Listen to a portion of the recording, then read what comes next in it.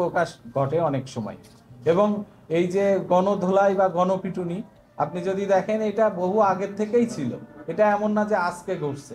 কিন্তু এক্ষেত্রে আমরা সবাইকেই, আমরা কোনো একটা ব্যক্তি গণধোলায় মারা যাক এটা আমরা চাবো না, সে ছিনতাইকারী হোক খুনি হোক, অবশ্যই তাকে আমরা আইনের আওতায় আনবো এবং তারপরে বিচারের মুখোমুখি করব। সেক্ষেত্রে তার যেটা বিচার হবে সেটাই আমাদের কাম্য, এটাই আমরা কামনা করি সবসময়।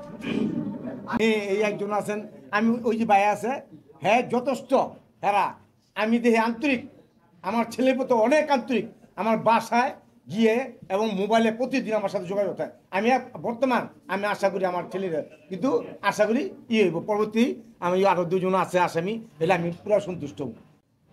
আমার ছেলে অনেক ট্যালেন্ট ছিল, আমার ছেলে এই এক সপ্তাহ মৃত্যু, এক সপ্তাহ পরীক্ষা দিছে, সেকেন্ড ইয়ারের পরীক্ষাটা দিছে, প্রতিটা দিয়ে গোল্ডেন, সব কিছু গোল্ডেন। আগামী 1 বছর পর সে আমেরিকায় যাবো পড়ালেখা করতে।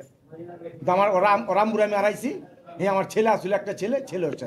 আমি আপনার সবার কাছে আমি বিচার চাই, আমার এটুকুই অনুরোধ আপনার, আমি হাত জোর করে করি আমার এই বিচারটা যেন আমি সুষ্ঠুভাবে পাই।